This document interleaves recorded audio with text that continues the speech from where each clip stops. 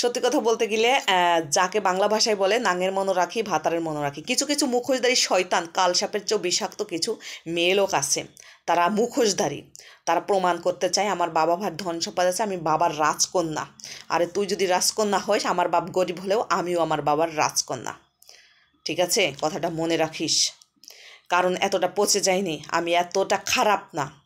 আমি প্রতিবাদী ভিডিও বানাই, তাই তো যদি জীবনের সঙ্গে কেউ যদি কুকর্মের সাথে মিলে যায়, সেই দায়ভার আমি না। আমার রাইট আছে, আমি ভিডিও তৈরি করতে পারি প্রতিদিন। আমি কিছু কিছু মাথা মোটা গন্ডার, যেগুলো মানে কাজ করবে না, ধরবে না, বসে পড়ে যে গন্ডারের মতন বসে বসে খায়, লজ্জা ঘৃণা করে না যে একজন অসুস্থ মানুষের বা মুরব্বীদের রান্না বসে বসে খাচ্ছি, গিলে মানুষের নামে সমালোচনা করতেছি, নিজের স্বামীকে হাতের মুঠোয় আনতেছি, আর শ্বশুর শাশুড়ি ননদ ভাসুর দেওরকে মানুষের সামনে খারাপ প্রমাণ করতেছি। আমি পীর সাহেব, চোরের 7 দিন গারেস্তের একদিন, তুই ভুলে যাস নে, তোরও দিন ফিরে আসতেছে।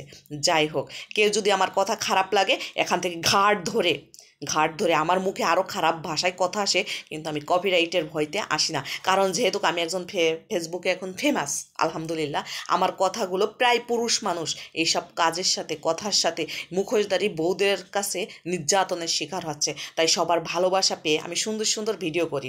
তাই কিছু কিছু মানুষের এইসব শরীর জ্বলতেছে।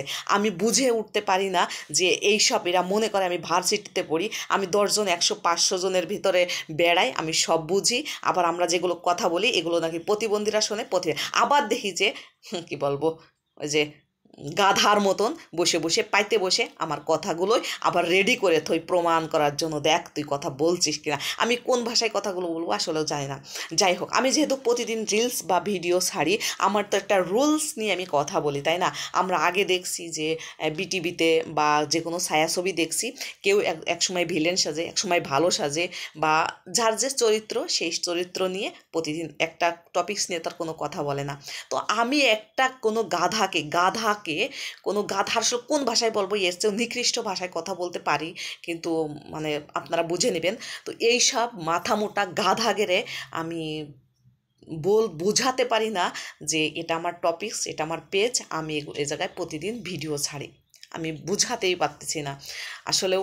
তো কি বলবো, বলার কোনো ভাষা নাই।